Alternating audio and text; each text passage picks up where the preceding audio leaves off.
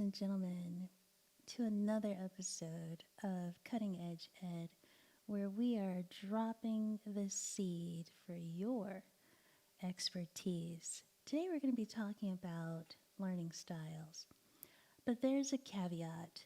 Um, I'd like to just say that although I believe it's important to understand learning styles, as well as your dominant learning style, I don't want you to be under the impression that you only have one and that is the only way that you can actually learn.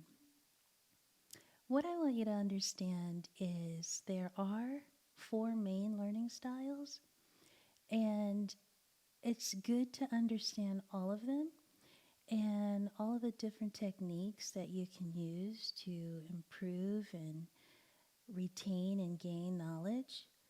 Um, and you can actually implement those, any of those, with any material you want to learn.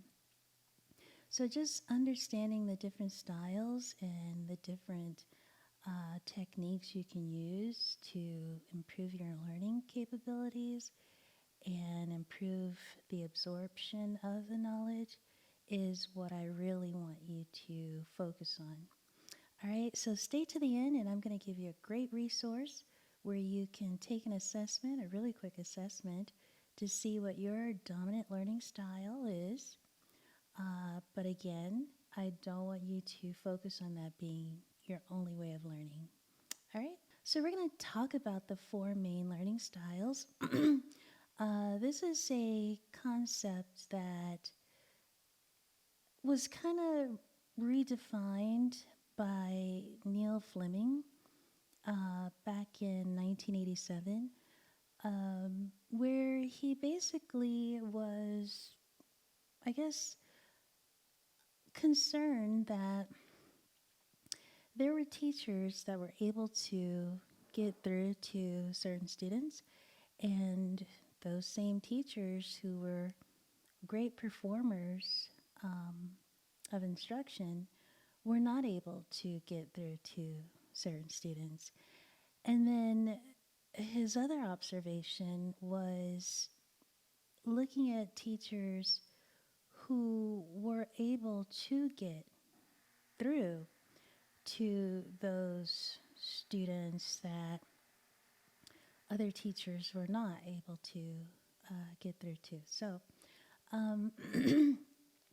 this brought about a more refined concept of learning styles. Even though it's been around for centuries, the idea of learning styles, Neil Fleming refined it with a questionnaire and allowed people, learners, to gather up their predominant or dominant learning style, which can help educators and learners alike. So we're going to talk about those four learning styles. So with like visual learning, you may need to look at charts or different pictures and maybe even PowerPoints, things of that nature that stimulate your visual learning experience. And again, if you are a visual learner on the dominant side of learning, it doesn't mean that you can't involve yourself with another learning style and gain that knowledge with a different learning style. Okay, so I really feel like understanding the learning styles is a great way for you to implement different techniques to absorb and retain the knowledge that you want to retain. If you're an auditory learner, you learn by hearing, obviously, and maybe reading aloud, kind of people talking out and about a subject that you want to know more about will help stimulate your experience for learning the material, having discussions, receiving verbal instruction, um, repeating it back to a friend or classmate would help along your journey of learning. Um, so, and again, I have to repeat this. I don't want you to think that if you take this assessment and you see a dominant learning style, that you believe that's the only way you can learn. Because again, I believe it's based on subjects. I believe it's based on how immersed you are in the material. You may be excited about learning it, so you're taking notes, you are drawing little illustrations along the way, you're listening with the auditory, you are absorbing through the visuals that may be provided along the way, and you know, you might be taking great notes and prepared to figure out something hands-on that you can do to explore further, because you're so immersed in that material. Um, so I want to stress that, okay? Don't feel stuck that, oh, you're an auditory learner, so you need to just hear and listen, okay? If you are the read-write type of learner, then, you learn by reading and writing. That may be including books and different texts, literature, dictionary, taking notes, things of that nature. And then the other major learning style of the four is kinesthetic, which is hands-on, where you are fully immersed in an activity that's going to help you learn what it is that you'd like to learn. It's a hands-on, touch-feel kind of ordeal where that's how you can absorb and retain the knowledge. But again, I feel like I have to stress that you don't want to be stuck in the idea that that's the only style that you can learn in. Because, again, depending on the subject, depending on how immersed you are in that subject, you could be utilizing all sorts of different learning styles and techniques